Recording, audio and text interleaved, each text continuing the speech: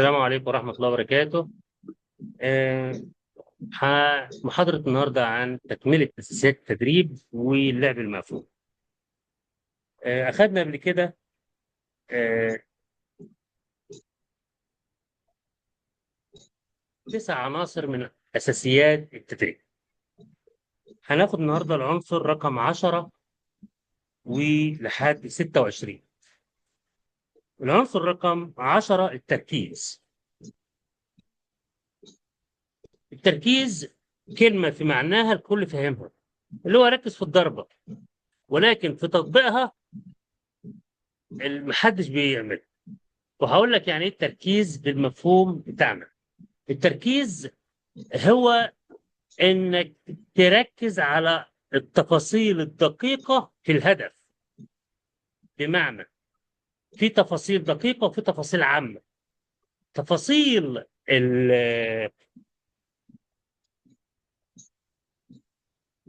التفاصيل الدقيقة اللي هي انت مثلا انا رحت فين، التفاصيل العامة وفي تفاصيل دقيقة. حد عارف الفصل بينهم؟ زي مثلا التفاصيل العامة اللي انا ادخل اضرب في الوش، دي الوش معناه عام. اما التفاصيل الدقيقه هضرب في الوش، ولكن الدقه بتاعتي في الدقن مثلا او في العين او في الانف. ايه الفرق بين الاثنين؟ مع ان القبضه في القلبز بتدخل على الوش قد الوش كلها. الفرق في تركيز الضربه، في فرق بين تركيز الضربه والضربه نفسها. بمعنى ان انت ممكن تضرب الضربه، تضرب في الكف كله على بعضه، قوه الضربه بتعادل 70% من قيمتها. تركيز الضربة معناه اختراق الضربة للجزء، والقوة بتاعتها توصل 100%. بمعنى، خد بالك، هي طبعا يعني زي مثلا واحد هيضرب في الوش، تركيزك في الوش معناه ان قوة الضربة داخلة متوزعة على الوش كله. طيب، تركيزك في الدقن معناها اللي انت هتضرب في الدقن بس، فقوة الضربة هتبقى في الدقن بس، فتركيزك هيبقى هنا 100%.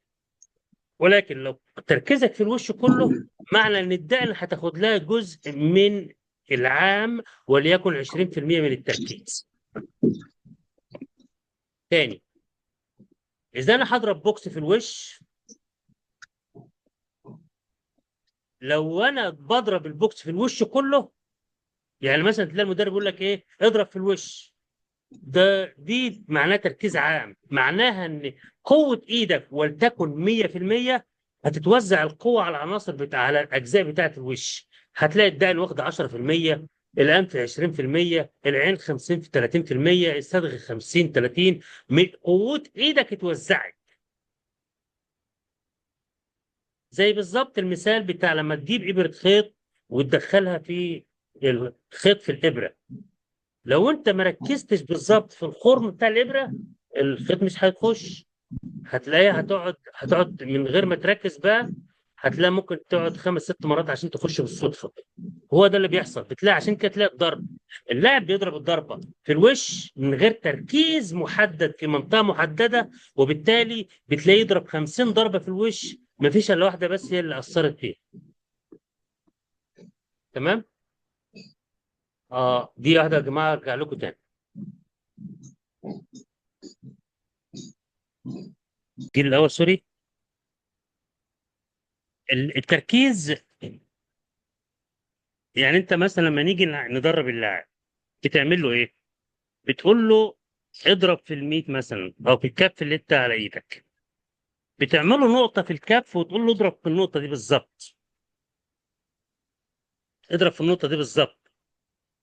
فممكن اللاعب بيبص على الكف ويضرب فيها من غير تركيز. تركيز يعني يدقق النظر في النقطه بالظبط، وتاخد معاه ثواني في التركيز قبل ما يضرب. لان طبعا احنا بنشوف المدربين، اغلب اللي بنشوفهم كلهم على الفيسبوك، اللي بيقعد يمرن، اللاعب بيضرب من غير ما يركز، والمدرب ماسك له الميت، والواد بيضرب شغال من قبل ما يركز هو هيضرب فين.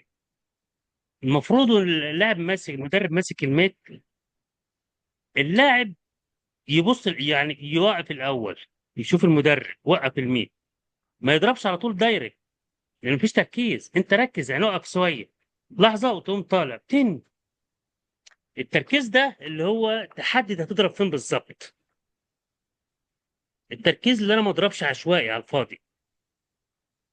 ليه؟ انت بتلاقي اللاعب داخل الماتش بتطلع منه وليكن في الماتش كلها في الثلاث جولات 50 ضربه، ضرب 50 ضربه، في الاخر ما فيش ولا ضربه وصلت، داخل يضرب وخلاص.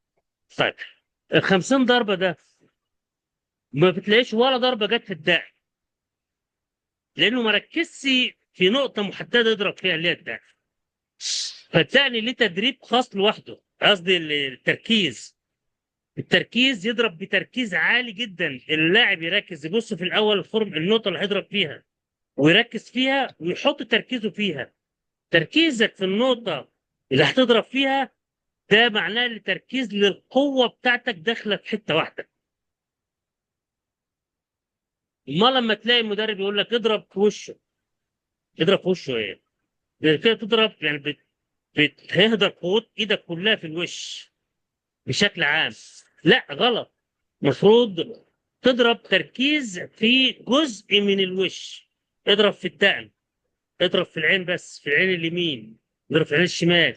يبقى اللاعب هيطلع عنده متأسس فيه ان هو تركيزه في نقاط صغيرة، وبالتالي قوة الضربة هتبقى مركزة بقوة كبيرة. دي وصلت يا جماعة؟ تمام يا كوتش.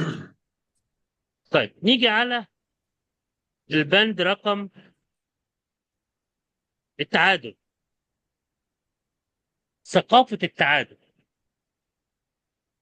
اللاعب عندك لو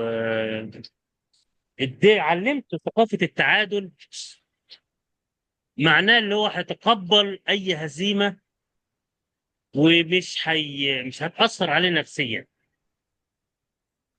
اللاعب لما تقول له أنت مش هتغلبش، أنت بتهزم، أنت بتغلب على طول، أنت البطل، أنت أحسن منه، فلما يجي بيتغلب بتأثر عليه نفسيا، وبتحسسه بشعور مش كويس في كل حاجة. شعور اللي هو ما أداش كويس، شعور اللي هو مش حلو، شعور اللي انت ضحكت عليه، قلت له انت، شعور حاجات كتير، وشعور اللي هو يقوم ما لا يجرؤ طبعا يرجع يقول له المدرب انت مش كويس.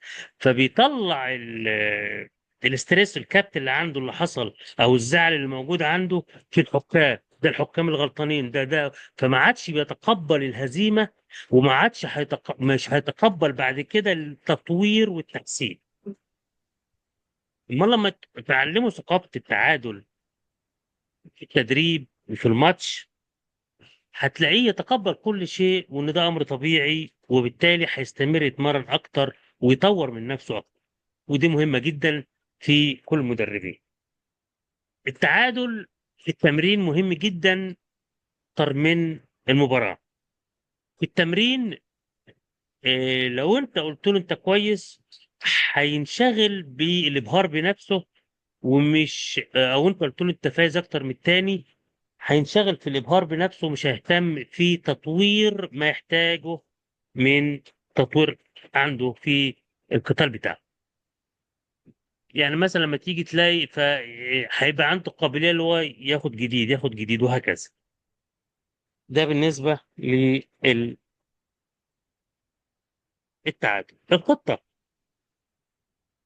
الخطة اللي انت كمدرب المفروض بتعمل خطة للاعب، والخطة دي مش هتتبني من غير ما يكون عنده معلومات كافية. يعني اللاعب اللي داخل الماتش المفروض بيكون عارف كل انواع المنافس، خطط المنافس كلها، عشان يحط خطة عليها. هيعرف ازاي؟ فلازم انت تكون مسبقا معلمه ان في اللاعب السريع هتعمل له ستايل كذا، اللاعب البطيء الثابت هتلعب له ستايل كذا، اللاعب المتحرك هتلعب له ستايل كذا، اللاعب الطويل هتعمل له ستايل كذا، اللاعب القصير هتعمل له ستايل كذا. فبيبقى حافظ كل انواع ستايلات اللعب اللي هتقابله، وبالتالي بيبقى داخل عارف ايه الخطه اللي هيلعبها. يعني في التمرين بتبقى عامل له انت خطط الهجوم، فلازم تديله معلومات الاول عن خطط الهجوم، عن خطط المنافسين. يعني اللاعب الطويل المفروض تلعبه بايه؟ ما تلعبش بعيد عنه، خليك تحاول تقرب منه. لو لاعب قصير وانت اطول منه حاول تلعب من بعيد. لو لاعب اللي قدامك سريع حاول تبقى انت، لا اما لو انت بطيء سريع يعني تقرب منه عشان تكتم له السرعات بتاعته، تكتم له ضرباته. لو اللاعب اللي قدامك ثابت، لو انت اقوى منه افضل ثابت زي ما عاد. لو انت اضعف منه اشتغل عليه سرعات وابعد عنه. يبقى لازم يكون دارس الخطط اللي هيلعبها. فانت كمدرب لازم تحط له كل الاحتمالات في اللاعب المنافس اللي هينافسه، سواء اللاعب المنافس اللي قدامه ده ايه جميع خطط اللاعب طويل، لاعب قصير، لاعب سريع، لاعب بطيء، لاعب قوي، هتعمل معاه ايه، لاعب ضعيف، كل ده. فلازم تكون معلمه الكلام ده ويعرفه بحيث هو داخل الماتش عارف هيعمل ايه. ولازم في الخطه معروفه ان بتلعب الجوله الاولى بخطه، والجولة الثانية تغير الخطة، والجولة الثالثة تغير الخطة، 3 خطط مختلفة. فأنت لازم تعلمه 3 خطط في يلعب بيهم في كل جولة خطة مختلفة. لأن هتلعب مثلا بستايل الخطة دي دلوقتي، فالستايل ده المدرب التاني حفظها واللاعب حفظها، هيجي الجولة الثانية هيعمل لك حفظ خطتك، فلما يلاقيك تلعب خطة تانية انت كده برجلته، وهكذا. دي مفهوم الخطة في المباراة أو خطة اللاعب في التدريب. سهلة ديت. طيب نيجي على رقم 13، التنوع.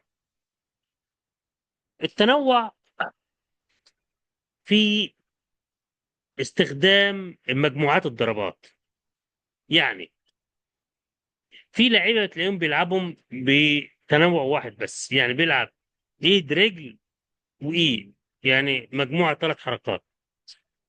لا، انت المفروض تحفظه تنوع في الحركات، في مجموعة بحركتين، وفي مجموعة ب3 حركات، في مجموعة ب4 حركات، في مجموعة 5 حركات، وهكذا. هبعت لك انا المجموعات دي كلها وعشان ناخد لها تاني حصة لوحدها. طيب، يبقى التنوع اللي هو ما يلعبش، يعني مثلا بيلعب الهجوم بتاعه مرة بحركتين، مرة ب3، مرة ب4 ضربات، وهكذا. الحذر. الحذر اللي هو ان انت ما تلعبش برجل اللي ورا، دايما رجلك اللي قدام اللي بتشتغل بيها، ايدك اللي قدام بتشتغل بيها. ده بالنسبة للحذر، يعني الحذر اوعى تلعب بالايد اللي ورا او الرجل اللي ورا، الا اذا كان لها مواصفات معينة. في هناخدها بعدين استثناءات، ولكن في الجنرال العام حاول تبقى حذر جدا، العب برجل اللي قدام وبالايد اللي قدام. ده مفهوم الحذر. طيب نيجي على المفهوم اللي بعد كده، اللي هو الاسس، اساس اللي بعد كده اللي هو رقم 15، طريقتك. ودي نفس اللي هي في طريقه خطه اللعب، اللي هو اعرف طريقتك اللي هتستخدمها في اللعب. سواء اللاعب انت قصير او طويل. انت طويل يبقى هتستخدم اللعب الطويل بتاعك. لو انت قصير هتستخدم اللعب المسافه القريبه مع الخصم دايما. طيب، لان انا بشوف اللاعيبه كتير قصير وبيلعب من بعيد، ما مش منطقيه. طيب نيجي على البند رقم 16، التواضع. التواضع طبعا اللي هو احنا عارفين اللاعب لو اتغر مش هيقبل يتعلم اي جديد، لانه وصل لمرحله اللي هو حس بنفسه اللي هو التوب، اللي هو كيمل خلاص، واللي هو بقى رقم واحد. فمش هيتقبل ان حد يجي يعلمه جديد، او هيتقبل ان في جديد. هتلاقيه بعد كده هيتأنتك على المدرب ويقول له المدرب انت غلط انت صح، وهكذا. ودي طبعا مشكله كبيره. الغرور لازم ما نوصلش بيه، او يتحكم فيه اللاعب. رقم 17، التفكير. التفكير احنا عارفين اللي هو ليه مراحل في الماتش. اللاعب في المرحله الاولى عنده توتر عالي جدا، التفكير بتاعه يمكن يكون صفر. بعد كده يبدا في الجوله الثانيه التفكير يبدا يفكر شويه، يمكن يجي على الجوله الثالثه يبدا يفكر اكتر، لان الضغوطات النفسيه والجسديه والعصبيه قلت شويه. ولكن الضغوطات النفسيه والعصبيه والجسديه في الجوله الاولى تبقى كتير جدا، فبتخلي المخ ما بيعرفش يفكر، بيلعب بجسمه اللي حافظه وليس فكره. وبالتالي المجموعه اللي نبدا بقى التفكير ده بيتدربه على اللي هو يخش يحاول يستخدم مخه بطريقه 100%، بحيث لو جه في الماتش استخدم تفكيره بنسبه 50%، ده كده انجاز، ده كده عالي جدا كويس. فلازم انت بتدربه على اللي هو يستخدم المخ بتاعه اثناء الضرب. يعني هو بيضرب كده، قول له ستوب، انت بتضرب تتفكر في ايه؟ مفيش تفكير، لا فكر. حتى هيبدأ في الأول يفكر بالراحة واحدة واحدة، وبعد كده مع التكرار مع التمرين مع الماتشات يبدأ يفكر، يبدأ يستخدم مخه. فالتفكير محتاج اللي انت تعلمه ازاي يعني ايه يفكر. انا ما شفتش مدرب بيجي يعلم اللاعب يعني ايه يفكر في الماتش. معناه يفكر اللي انت معناها ان انت دماغك يتحكم في جسمك. ولكن احنا بنشوف في المباريات، كل المباريات الجسم بيتحكم في الدماغ. ده الولد بعد ما بيخلص الجولة بيطلع بيقول المدرب انت قلت لي ايه؟ ما هوش عارف ان دماغه كانت متسيطر عليها من جسمه، واعصابه والتوتر بتاعه مسيطر على تفكيره، فهو مش عارف يفكر.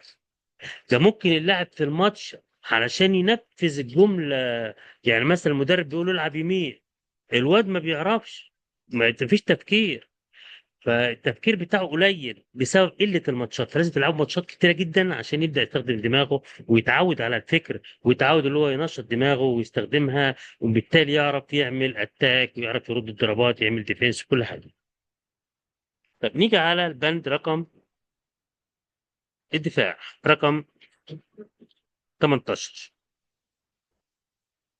الدفاع فيه عناصر كتير من الدفاع. في دفاع اللي هو لازم تعرفهم كلهم وتطبقهم وتدرب اللاعب عليه. في دفاع من ثبات، اللي انت واقف قافل جسمك كله وتسيبه يضرب براحته. وفي دفاع بحركه، اللي هو بيضرب انا ارجع راسي لورا افوت الضربه، يضرب الف يمين افوت الضربه في الهواء. دي حركه، دفاع حركي. يبقى في دفاع ثبات وفي دفاع حركي. وفي رقم 3، او وانت واقف كده تقوم مرجع رجلك لورا، تبقى راجع جسمك لورا، ضربته تفوت على الهواء.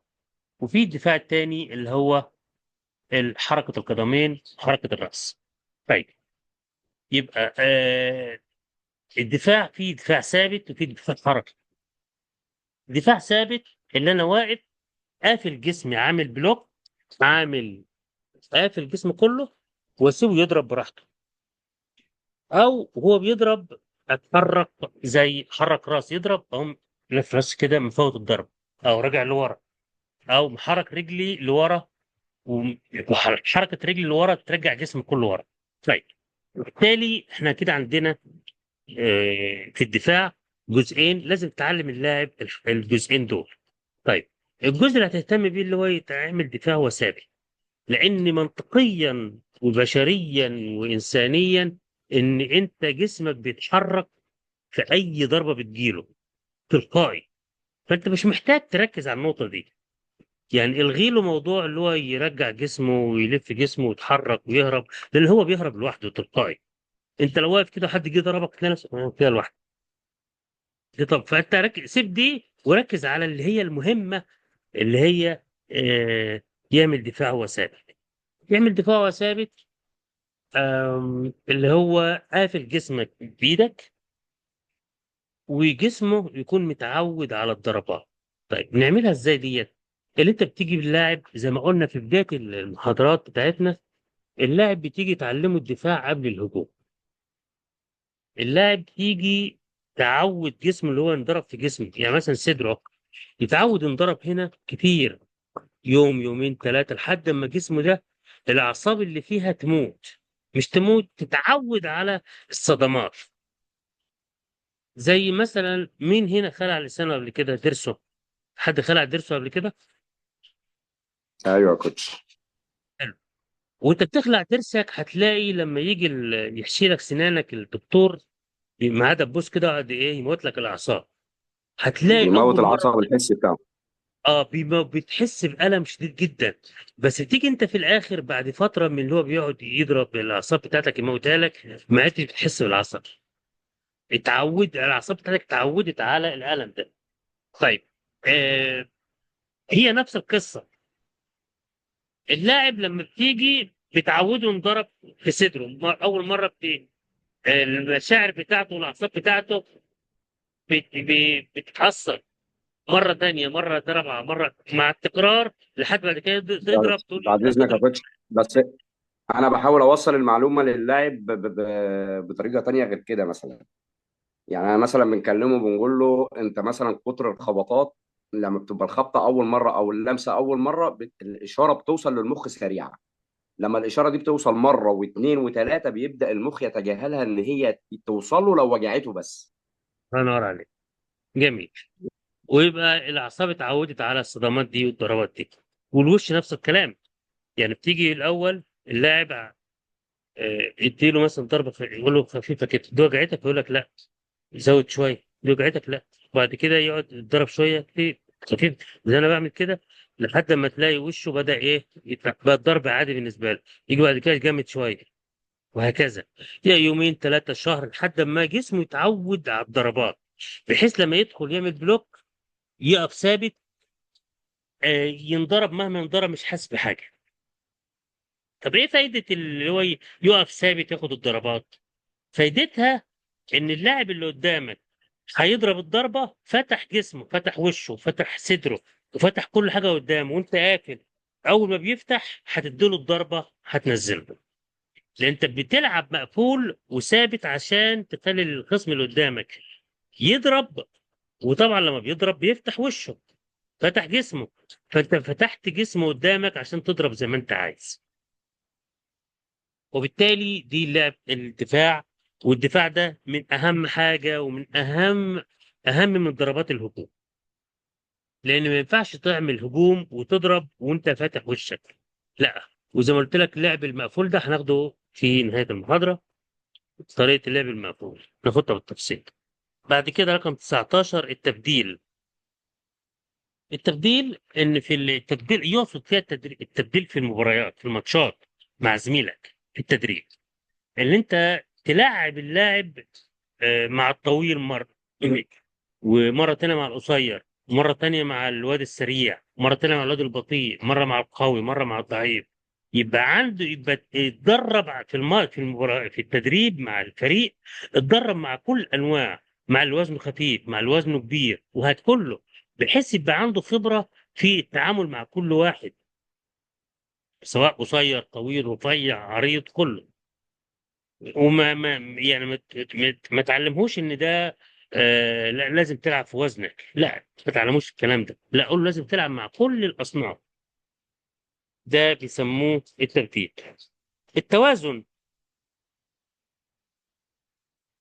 التوازن اللي انت تعود اللاعب ينضرب ويضرب وهو واقف على رجل واحده. ليه؟ لان اللاعب لو واقف على رجل واحده، عشان لما يجي يلعب في ماتش ويضرب برجل وهو واقف على رجل واحده، معناه اللي هو واقف على رجل واحده، يعني معناه لما يجي يضرب برجل، لو خد اي ضربه يبقى متعود عليها ما يقعش، او التوازن بتاعه ما يختلش. لان التوازن بيختل لما يقف على رجل واحده، ولما يقف على رجل واحده في حاله اللي هو بيضرب رجل. فلما بيضرب رجل هو واقف على رجل واحده، فاي ضربه هتجيله هتبوظ التوازن بتاعه على طول. فلازم نعوده اللي هو يضرب وينضرب وهو واقف على رجل واحده. طيب نيجي بعد كده على رقم 21، سوزانا. سوزانا اللي هي ما تعلمش اللاعب اي حاجه سريع، علمه بطيء، كل حاجه على البطيء الممل. يعني حاجه مثلا علمه اي ضربه مستقيم، هتقول له اول حاجه تطلع تحط ايدك على دانك، الخطوه الثانيه اطلع ايدك من على دانك، ارفع الكوع الاول، الخطوه الثالثه اضغط لجوه ولف الكوع. يبقى انت كده بتداله على البطيء، على البطيء ده، وخليه يعملها على البطيء كمان، ما يعملش سريع، لان لو ما عملش سريع مش هتشوفها ومش هيكون متأسس. انت بتأسسه يعني تعمل كل حاجة بالتفصيل البطيء الممل. ولما تيجي مثلا هتعلمه يلعب مستقيمة، بتعمل له الدفاعات الأول، تقول له حط ايدك على دانك، كتفك فوق، ايدك على دانك، ايوه ابدأ اضرب بقى كده.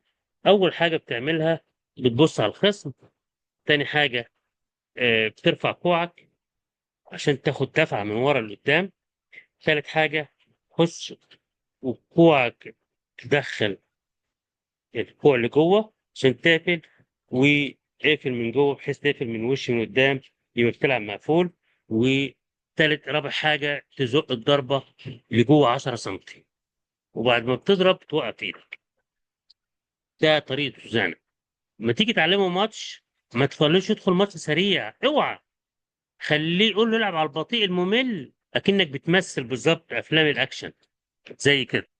بص عليا، واقف اهو، تقول له العب مع زميلك على البطيء الممل، ايوه، انت لا تستطيع ترد انت عليه على البطيء الممل، ايوه، خدش لعب رجل على البطيء.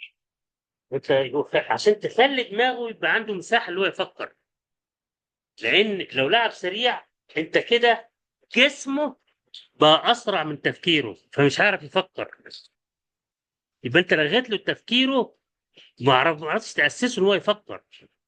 يعني انا اعرف كل اللعيبه ما بيلعب ما بيفكرش وبعدين يضرب، لا بيضرب وبعدين يفكر. عشان كده في مفيش تاسيس عنده. انت علم اللاعب يلعب على البطيء، اللي هو يستخدم مخه، يقول ما تطلعش الضربه لما تفكر فيها الاول. اه انا مش هلعب اهو، هلعب ايه؟ لا طب انا هلعب رجل. اوكي خليه ياخد وقته، ياخد ان شاء الله ياخد 20 ثانيه في تطليع الضربه، بس هو يعود دماغه انها تشتغل قبل الضربه. مره واثنين وثلاثه هتلاقي السرعات بعد كده تيجي، وهتلاقي تعود، وهتلاقي وصل للسرعه المطلوبه العاديه، ولكن استخدام فكره قبليها، قبل الضربه، ودي مهمه جدا. طب نيجي بعديها الخطوه اللي بعديها، دي سوزانا. يعني تدرب اللاعب اللي هو يلعب على البطيء الممل في كل حاجه، التمرين بطيء، ما تعلموش على السرعه، السرعه تيجي هتبقى سهله بعد كده. طيب تتاسسه، خلينا نتاسسه صح. نيجي بعد كده طريقه تدرج.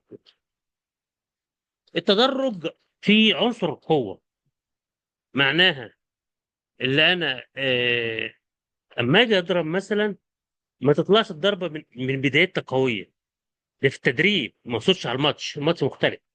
يعني انا مثلا هبدا اضرب، لو الضربه بداتها سريعه يبقى ما فيهاش استخدام للقوه. زي ما قلنا مثال قبل كده، المثال بتاع زق عربيه،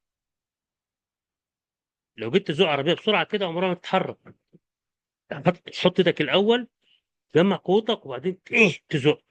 نفس القصه التدرج في استخدام القوه في الضربه. اذا بدات الضربه على البطيء في الاول، يبقى انت كده عملت حمايه لوشك ودفاعك 100%، وجمعت قوه الضربه 100%، وبقت قويه جدا.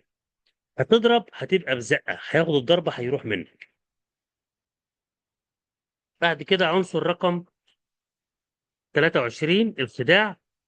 الخداع اللي هي بتدربه على الضربات الوهميه، اللي هو يعمل مثلا اللي هو هيضرب مستقيمه، دي وهميه مثلا تهويش عشان يضرب الضربه الثانيه اللي هو بيحضرها. فلازم تكون معوده ومدربه على ان في ضربات وهميه اللي انا اعملها. بس انا يعني مثلا هيضرب مستقيمه يمين، محضرها، بس بيعمل دي تهوش يهوش بيها يعني، وبعد كده يخش دي. فلازم تعوده على الستايل ده، يبقى عارفه بحيث يستخدمه بعد كده في الماتش. الخداع التوقيت 24. التوقيت من اهم طبعا العناصر اللي انت في واحد بيجي بتلاقي لاعب بيضرب 50 ضربه في الماتش، بسبب مفيش واحد بتوصل، لان توقيتهم كلها غلط. فالمفروض يتدرب على الوقت ده، اللي هو الضربه بتطلع بتاخد زمن قد ايه، بتوصل في قد ايه. ومع فدي بتعتمد على عده عوامل، اهمها ان اللاعب اللي قدامك متحرك ولا ثابت. يعني لو اللاعب ثابت هتطلع الضربه عاديه زي ما انت اتدربت بقى، هتيجي فيه بالظبط. طب لو لاعب متحرك، يبقى دي محتاجه سرعه اكتر من القوه. طب لو لاعب ثابت هستخدم القوه اكتر من السرعه. لو لاعب متحرك هستخدم السرعه قبل القوه، لانه هيبقى سريع جدا. لان مش هلعب بالراحه او زق، هو هيتحرك وهيضربني فمش هلحق. طيب، يبقى دي من العناصر رقم آه، 24. التوقيت في الرجوع. في التدريب اوعى تعلم اللاعب يرجع لورا نهائي، لان زي ما قلنا اللاعب بيرجع بطبيعته. طبيعتك كبشر اللاعب بيرجع، فاحنا ما تعلموش يرجع، الغيها. هو كده كده يبقى يستخدمها براحته بمزاجه في الماتش، ولكن في التدريب ما تعودوش اللي هو يرجع نهائي. اي ضربه تجيله عنده دفاعات ويقف يصد، بس ما يرجعش خطوه. يعني كنا بنيجي المره اللاعب مثلا لو رجع سنتي اقوم ضربه اطلع، اعمل له حدود ورا ممنوع يعدي منها. رجله ما تخطيش لورا سنتي. طيب نيجي رقم اخر حاجه، التنفس. من اكبر مشكله بتقابل اي لاعب هو التنفس. بيشحر بسرعه، تلاقي بعد الجوله الاولى شحر، وكان غالب الجوله الاولى، بس جه في الجوله الثانيه والثالثه نفسه ضاع، اتغلب، فضاع الماتش منه. فالنفس اهم من التمرين في الضربات والحاجات دي. نفس بايظ ولاعب قوي جدا وعنيف، ضاع كل حاجه، ما عادش لها لازمه. يبقى النفس اهم من اي حاجه. ازاي اعالج النفس وخلي اللاعب نفسه حلو وما يشقرش؟ اول حاجه بنعتمد عليها اللي هو فيتامين سي ريتارد 500، مكتوب في الورقه. فيتامين سي ده لان طبيعه الشعوب اللي هي في البحر المتوسط او في الشرق الاوسط عامه، الجهاز التنفسي بتاعها بسبب الجو في المنطقه ديت، آه، بيقول لك الاجهزه التنفسيه بتاعتنا ما بتعملش بكفاءه 100%، بسبب ان العضلات بتاعتنا ما بتخزنش الاكسجين بنسبه عاليه. انت بتشحر لما الاكسجين في العضله بيخلص. الاكسجين في العضله بيخلص، فالعضله بتقف. يعني انت لما بتشحر وتلاقي نفسك وقف، هتستخدم العضله ازاي؟ العضله مش هتعرف تتحرك، لانها عايزه اكسجين، عامله زي العربيه عايزه بنزين عشان تمشي. فالعضله لما الاكسجين فيها بيخلص بتقف. طب اعمل ايه بقى يا سيدي؟ قال لك خزن اكسجين في كميه كبيره في العضله، عشان لما تعمل مجهود والعضله تطلع اكسجين، تلاقي في مخزون تاخده تاني، يبقى ما تقفش ما تشحرش. ده عن طريق ايه؟ قال لك خد فيتامين سي ريتارد 500. لو انت بتجري مثلا، انت كمدرب اهو تجري لي مثلا النهارده نص ساعه، هتشحر بعد ربع ساعه مثلا. خد الحبايه دي وروح اجري بعدها تاني يوم، هتلاقي يعني خلتك تجري ساعه. طيب الحبايه ديت لها اضرار؟ لا، ملهاش أي اضرار نهائي، لانها فيتامين. يعني كأنك بتاخد برتقال مركز. واسال اي دكتور صيدلي هيقول لك ما لهاش اي اضرار نهائي. فيتامين سي ريتارد اللاعب بياخده لأول اسبوع، هتغير له التنفس بتاعه بنسبه كبيره 100%. اي لاعب عندك قول له خد ده في الاول يوم يومين، كل يوم حبايه فيتامين سي ريتارد 500 مركز، او لو لقيتش 500 ولقيت 250 مللي، هاخد حبايتين. ده كده الاسس التدريب، 26 عنصر خلصنا.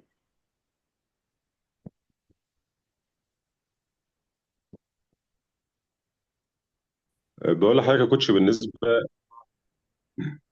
كوتش، بالنسبه للعيب اللي هو يعني بيعاني ان في مثلا بعد فتره في التمرين كده اثناء التمرين له نوع من الرعشه. ده بيتعالج برضه فيتامين سي ريتارد، ولا بياخد حاجات بقى اللي هي بي 12 وحاجات زي كده؟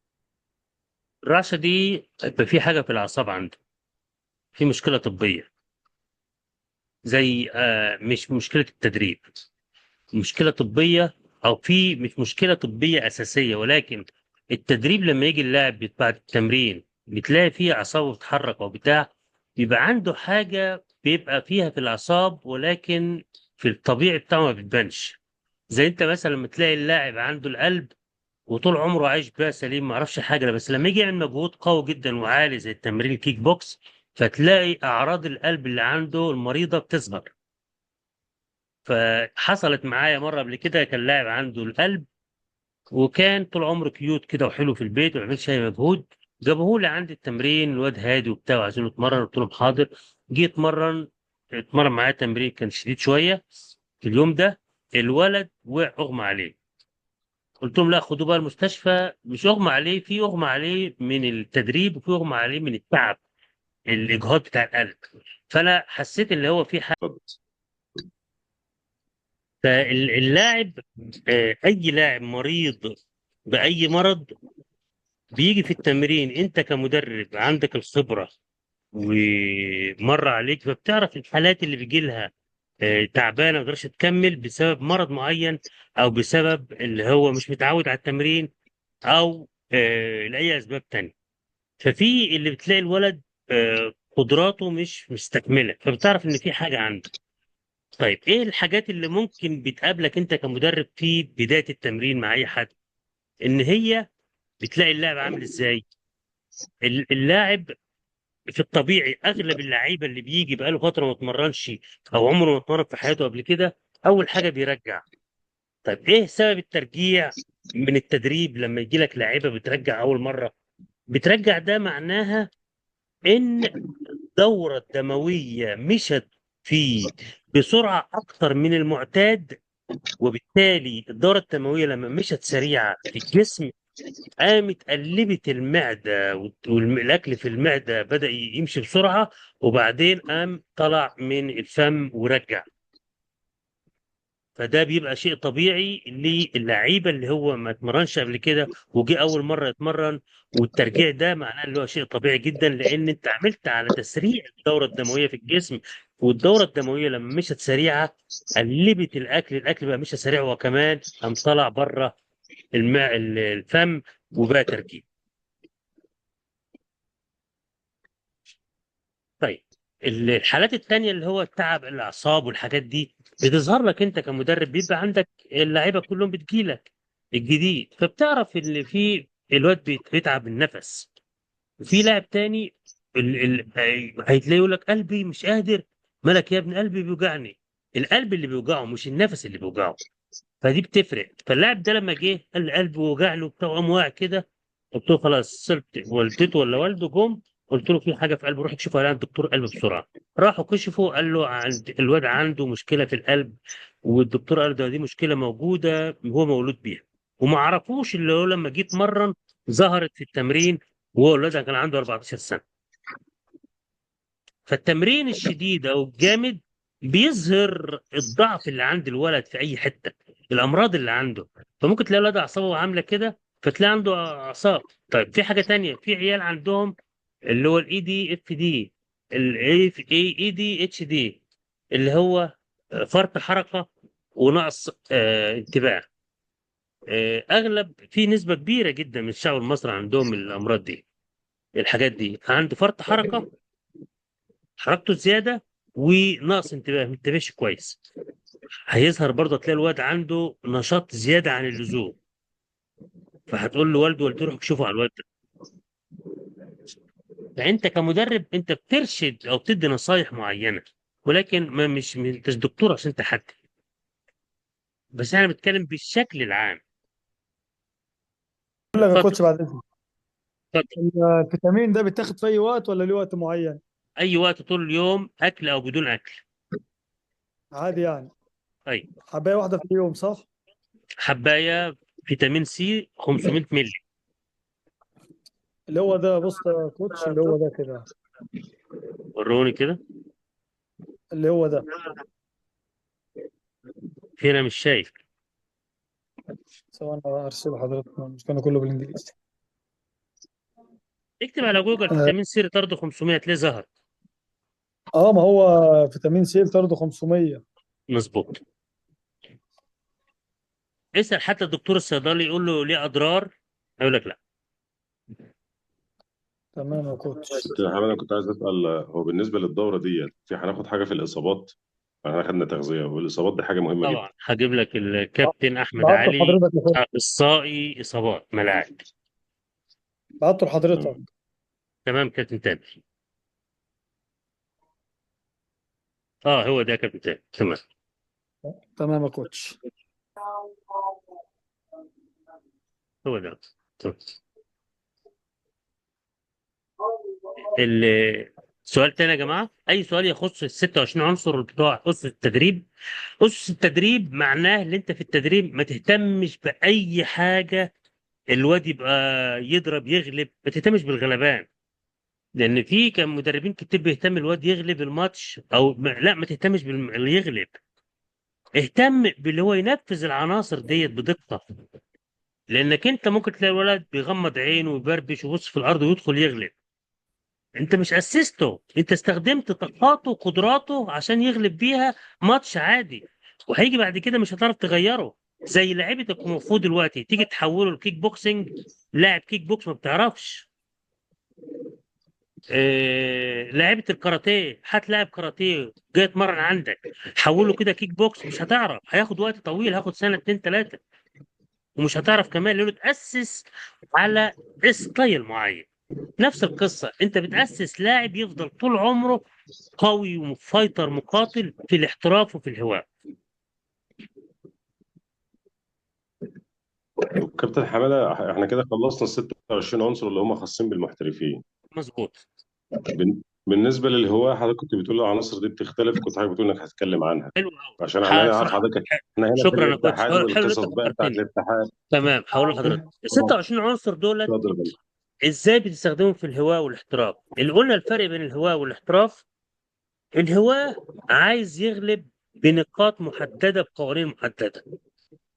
اللي هو مين اللي يوصل نقطه اكتر، عدد النقط قد ايه. فما يهموش الضربه قويه ومش قويه، او ينزل قاضيه مش ينزل قاضيه. لو وصل ضرب نقط كتير هيكسب الماتش. الاحتراف ما عندوش نقط كتير، عنده الضربه القويه المؤثره اللي تهز الخصم، بياخد على نقطه. فطيب، بالنسبه للبند مثلا زي السرعه. السرعه في الهواه مطلوبه اكتر من القوه. السرعه في الاحتراف مش مطلوبه الا بعد القوه. يعني بالنسبه لبند السرعه، مطلوب في الهواء السرعه قبل القوه. لان الحكم بياخد النقطه على حسب ما يوصل الضربه للخصم. ما بيحسبش لا تخش جوه وتزقه، مجرد تيجي فيه بيحسبها. طب في الهواء في الاحتراف ما بتحسبش الا لما تكون تخش جوه وتهزه. طيب ده طبعا انا بكلمك على الاحتراف بره الخارج العالمي.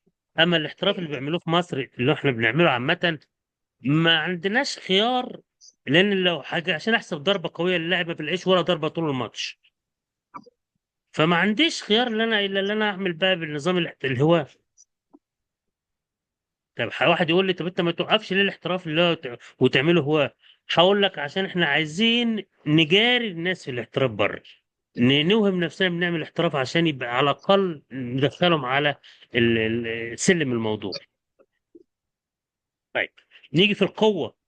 القوه في الاحتراف قبل السرعه، في الهواء بعد السرعه. لانك انت لو بدات قوي في الاول في الهواء هتاخد وقت، هتلاقي اللاعب اللي قدامك سريع ادالك ضربتين قبل ما انت تضرب. يعني ممكن تجيب لاعب في الاحتراف يخش الهواء بتاع الهواء يكسبه، لانه هيوصل له 20 نقطه. وبتاع الاحتراف مش عارف يطوله، مش عارف يوصل له ضربه عشان الواد سريع وبيتحرك حواليه ويجري ويتنطط وبتاع. فالاحتراف ده اختلاف فيه، اللي هو الاحتراف بيدور على القوه، الهواء بيدور على النقاط. طب تيجي على بند تاني زي ال- الامان. لعيبه الاحتراف ما بيدورش على الامان، ما بيدورش اللي هو يقفل قافل على طول 24 ساعه، لا بيفتح على طول ويقعد يلعب كتير وبتاع سرعات. الهواه بيدور على الامان 100%، لان اي ضربه بتوصل بتاذيه جامد، ينزل ممكن ينزل قاضيه كمان. فالامان بيبقى اقل في الهواه عن الاحتراف اللي هو بيكون اكتر. العين، لعيبه الهواه الاحتراف الهواه ممكن ما يستخدمش عينه باللمس، لان ممكن يغمض وواحد يوصله ضربه يضرب بسرعه تلقائي من غير ما يفتح عينه ويشوف قوي. واللي انت بتشوفه كلهم في مصر مثلا هتلاقي كل اللعيبه اغلبها عينها مش مفتحه، ولو تلاقيه مفتح مش مركز يشوف بالظبط، هو فتح عينه وخلاص عشان يخوف اللي قدامه. في الاحتراف عينه بتركز عشان تشوف وتركز وتشوف وتضرب بعد ما يشوف وبركز. في الهواء بيشوف بعد ما يضرب الضربه، يضرب وبعدين يشوف الضربه بعينه. الثبات في الاحتراف، الثبات بيكون على الارض 100%. في الهواء الثبات يكون قليل، بيتحرك كتير. الحمايه قليله في الهواء، في الاحتراف اكتر. التحركات بتكون في الاحتراف بطيئه، بتكون في الهواء كتيره. المسافه المسافه بتكون واسعه طويله في الهواء، عشان كل واحد خايف يقرب من التاني ياخد نقط كتير. في الاحتراف بتبقى المسافه قريبه وضيقه. كله نفس القصه، قيس بقى كله على نفس النمط، كل العناصر. طيب، هناخد دلوقتي امثله للاحتراف وامثله للهواء عن طريق الفيديو. شوف ماتش دلوقتي بتاع بدر هاري وجرجس.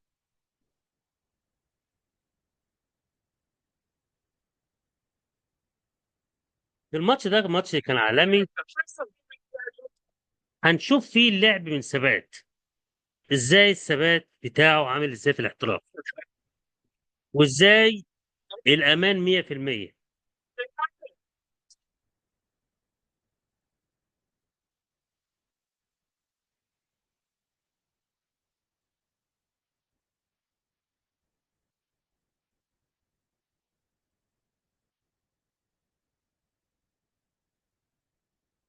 شوف الثبات بتاعهم والمسافه قريبه، ما بيرجعش لورا، وهم ثابتين وقريبين من بعض.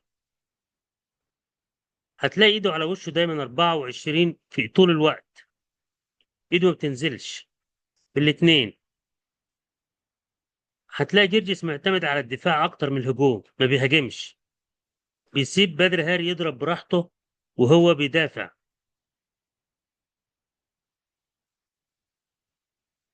جسمه متعود، شوف بيقدر ينضرب في بطنه عادي، لان اتدرب على اللي هو ينضرب كتير في جسمه.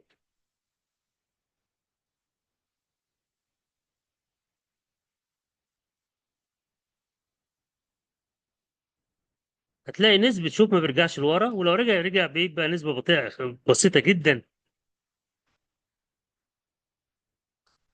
حتى بدر هاري بيلعب الضربة من جوه في المستقيمات بتاعته، اللي هو اللعب المقفول.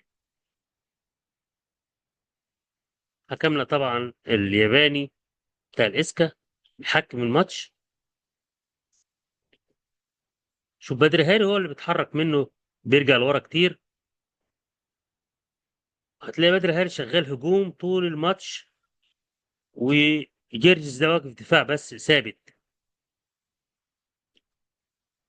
خلى بدر هاري يزهق من كتر الضربات، لانه مش عارف يوصل له ولا ضربه. عشان كده بقول لك الهجوم اهم من الدفاع، قصدي الدفاع اهم من الهجوم. شوف ضربات بدر هاري بتضرب، حتى ضرباته كلها بتطلع مش مركزه لانه بيتحرك،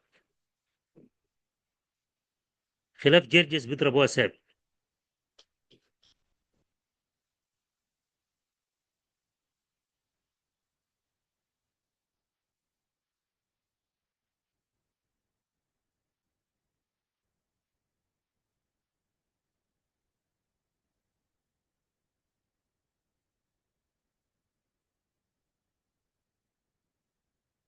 زي ما انت شايف هتلاقي ان بدر هاري مش متعود اللي هو ينضرب، فعشان كده الضربات بتأثر عليه. الواد التاني جرجس متعود اللي هو ينضرب كتير، فعشان كده الضرب عادي بالنسبه له. ده اتمرن على اللي هو انضرب، وبدر هاري اتمرن على اللي هو يضرب بس، وده اختلاف طبعا.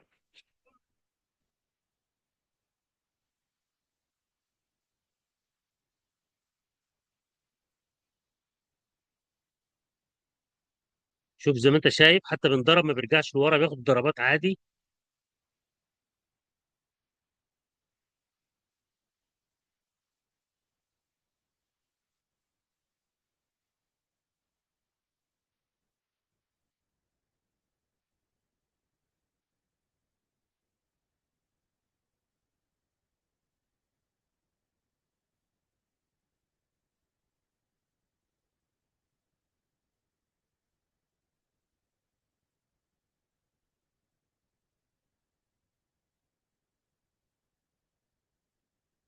ده زي ما احنا شايفين جزء من الماتشات بتاع الاحتراف.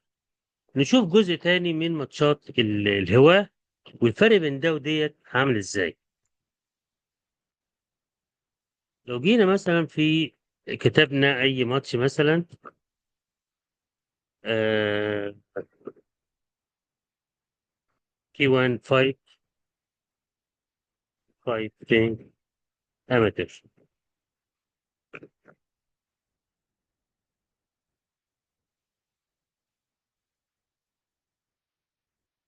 شوف ده ماتش اهوت.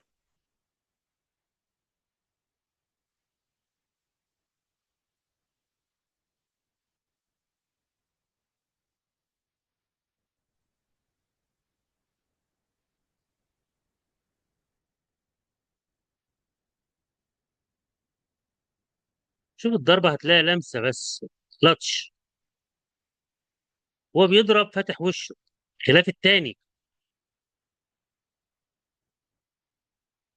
يعني شوف هو بيضرب او بينضرب فاتح وشه، ايده تحت ازاي دايما، مع الامان عنده قليل. ده هو. ازاي بعرف ان الماتش ده هو ولا احتراف؟ بلابس هيد جارد، لابس واقي راس. اي لاعب لابس واقي راس يبقى هو. اي لاعب مش لابس واقي راس في الماتش يبقى احتراف. طيب شفت عنصر الامان والثبات، بيتحركوا كتير، الامان عندهم قليل، الحمايه فاتح وشه دايما زي ما انت شايف، التحركات سريعه عن التاني، مفيش ثبات، الضربه خفيفه ما فيهاش زق. كل ده طبعا اختلاف في شو بيتحرك، بيلف وشه. زي ما انت شايف الضربات كلها في الهواء، مفيش ضرب مركز، ضرباته خفيفه، ضربات كتير وسريعه ولكن غير مؤثره. خلاف الاحتراف، بيهوش، بيرجع لورا كتير، كله بيرجع لورا. زي ما انت شايف ده الهواه وده الاحتراف. اذا الفرق بين الهواه والاحتراف بشكل عام: الاحتراف الانسان القوي جدا، اللي بيستخدم القوة الأساسية هي رقم واحد، بيعتمد على القوة. الهواة بيعتمد على ياخد نقط بأي طريقة. زي ما انت بتشوف في الكونغ، ممكن واحد لاعب داخل يزق اللاعب اللي قدامه، يطلعه بره البساط مرتين ويغلب الماتش. هو مش قوي، هو ذكي، يعرف يطلعه بره وخلاص.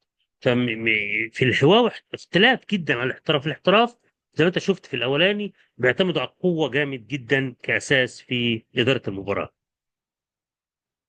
اتفضل يا كابتن. تمام يا كابتن. تمام. انا سؤال يا كابتن: ازاي اتجنب فكره ان انا والخصم بنلعب نفس الضربه في نفس التوقيت؟ يعني احنا الاتنين ضربنا اوكي. نفس الضربه في نفس التوقيت. ده اولا لان الاتنين بيلعبوا بدون ما يركزوا او يفكر قبل الضرب. ده رقم واحد. رقم اتنين، اللاعب بتاعك لو انت مأسسه على الدفاع مش هيهجم ابدا الا بعد الخصم اللي قدامه ما يفتح وشه. يفتح وشه يعني سيبه يضرب وبعدين هو يضرب. لان معروف قاعدة كده: اللاعب ضرب معناه فتح جسمه. زي انا مثلا ضربت ايه اللي اتفتح عندي؟ وشي اتفتح، بطني اتكشفت، بقيت مكشوف. طيب لو لعبوا الاثنين مع بعض، لو انت مأسسه على على اللعب المقفول اللي هو يلعب هو قافل، ما فيهاش اي خطوره عليه ولا في اي ضرر خالص نهائي. بالعكس، حب انت معوده. طب لو انت معوده على الضرب بالدفع بالقوه، اللي هو يستخدم القوه العضله قبل السرعه، ضربته هو هتكون مؤثره على الولد اللي قدامه. طب لو لعبوا الاثنين ضربه في نفس الوقت وانت قافل، ضربته جت في البلوك عندك، انت محمي، وضربتك انت هتأذيه. فانت لو استخدمت العناصر دي استخدام كويس وطبقتها مع اي ضربات يعني مع بعض، مش انت هتبقى فايز.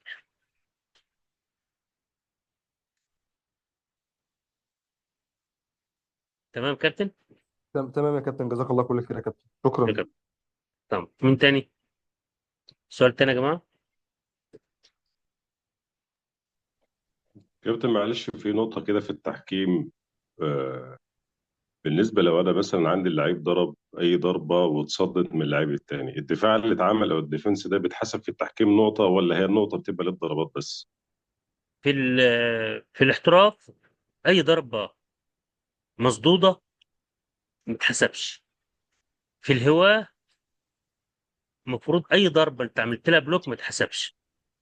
طيب، اللي احنا بنشوفه مثلا في الاتحاد المصري بتاع مصر، في ضربات اللي بيتصد وبتتحسب. فطبعا دي غلط، دي مش صح. يعني أنا مثلا عامل بلوك والضربه جت في ايدي، بضرب في ايدي، ما تحسبش. هي ما تتحسبش يعني بالنسبة للعيب اللي ضربها، لكن اللي صدها ما ملهاش بيتحسبش حاجه. الديفنس ده لصالح. لا لا لا، ما م- تحسبش. م. ولا هواه ولا احتراف. تمام. شكرا. ما تكونش. سؤال تاني. تسلم يا كوتش. بس اتفضل. بالنسبة للعيبة اللي بتدوخ في التمرين ديت بسبب ضغط التمرين. اه، اللاعب اللي بيدوخ او بيصدع في نقص عنده في العناصر الغذائيه. يعني مثلا جه من غير اكل، ما اكلش، ما فطرش من الصبح، ما نامش كويس، في حاجه صحيا عنده فيها خلل، فبيحصل له دوخه. عشان كده تمام. احنا عملنا محاضره كامله، يوم كامل عن التغذيه، عشان تعرف اللاعب اللي هو لازم ياكل 5 عناصر في اليوم، عشان يجي ما يحصلش عنده خلل في حاجه، يجيله دوخه بتاع، في نقص فيتامينات في جسمه، في نقص بروتين، في نقص كل حاجه، فده بيأثر عليه طبعا، بيضعفه.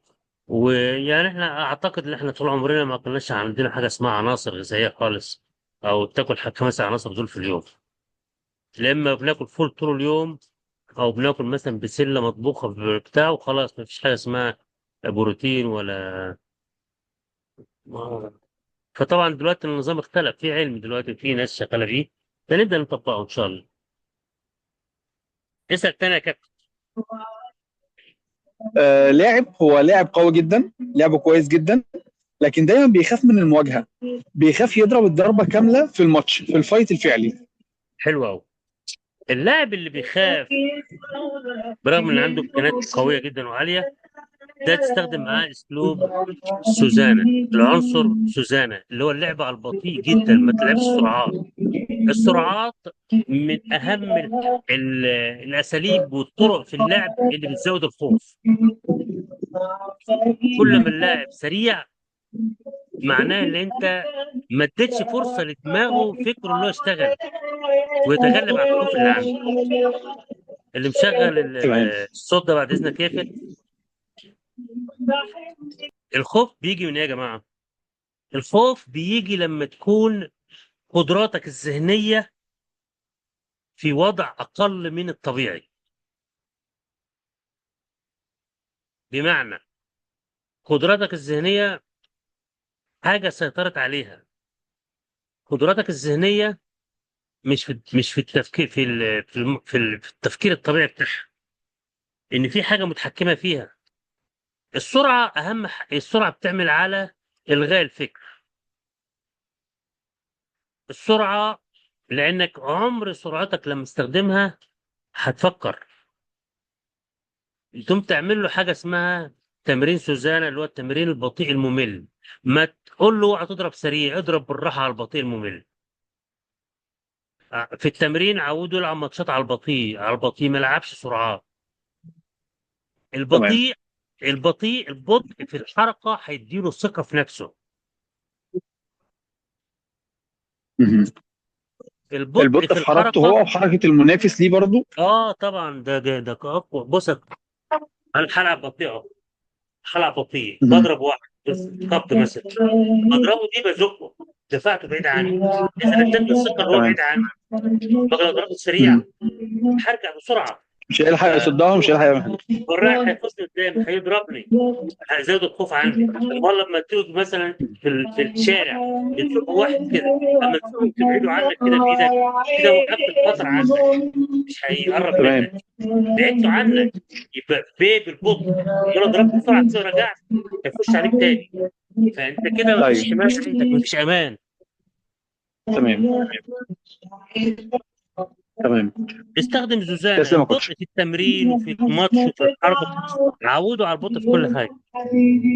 تمام يا كوتش، تسلم يا دولي. ايوه يا كابتن.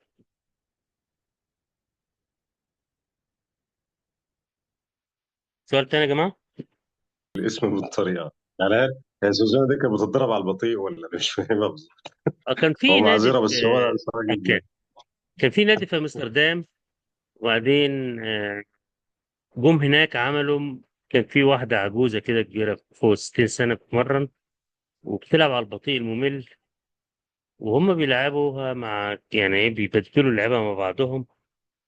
فجي لاعب محترف كويس بيلعب معاه، فلعب معاه على البطيء، فالمدرب لقى اللي طريقته اتحسنت وهو بيلعب مع سوزانا العجوزة، وبدأ فيها تطوير عن الأول، يجي يعملها سريع، بدأ فيها تطوير وفيها تحسن.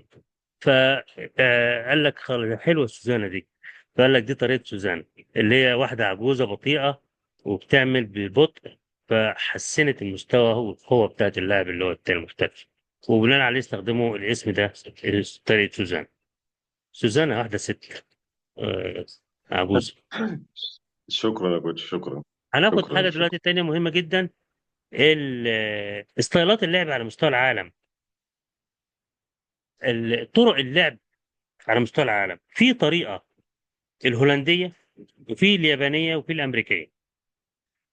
لما يجي حد يقول لك يعني مثلا في مصر معروف ان هم بيلعبوا طريقه الهواه، كل مصر بيلعبوا الهواه، الوطن العربي كله بيلعب بطريقه الهواه. طيب في طريق الاحتراف، في ثلاث طرق مهمين جدا في الاحتراف. في بيلعب بيعتمد على الايد اكتر من الرجل، دي الطريقه الامريكيه. في بيعتمد على الركبه والمفاصل، دي الطريقه اليابانيه. في بيعتمد على الايد اكتر من الرجل والكوع والركبه والحاجات دي، الهولنديه. فكل دول الثلاث طرق العالميه. فانت لما تيجي مثلا هتلاقي اللاعب بيعتمد على ضربات رجله اكتر من ايده، يبقى انت بقى عارف إن دي الطريقه الامريكيه، ده ستايل امريكي. واحد تاني بيعتمد ايده اكتر من الرجل، ده ستايل هولندي. واحد تاني بيعتمد على ضربات الركبه اكتر مع الرجل اكتر من يعني الكوع، الركبه والرجل اكتر من الايد، ده الستايل الياباني. طيب اقوى ستايل في الثلاثه الهولندي، لان الايد اسرع واقوى من الرجل في الاعتماد عليها، يعني كل تركيزها على الوش. ولما تيجي واحد تضرب في الوش، الايد ولا الرجل اسرع؟ اقرب للوش الايد. ف آه، عندنا في الاتحاد المصري بتاع الكيك بوكس بيستخدم الطريقه الامريكيه، لان هو مش بيستخدمها عشان عارف ايه الطرق. لو عارف ايه الطرق، الفرق في ثلاث طرق، هيستخدم الطريقه الافضل اللي هي الهولنديه، اللي هي بتاعت بدر هاري والجماعه دول وريكو واخلاقه. ولكن هم بيعتمدوا الطريقه الامريكيه، لان هم اساسهم كلهم كونغ فو، فطبعا دي ما بتجيبش احتراف. لاعب الاحتراف بيعتمد على الطريقه الهولنديه، يعتبر اقوى طريقه في العالم.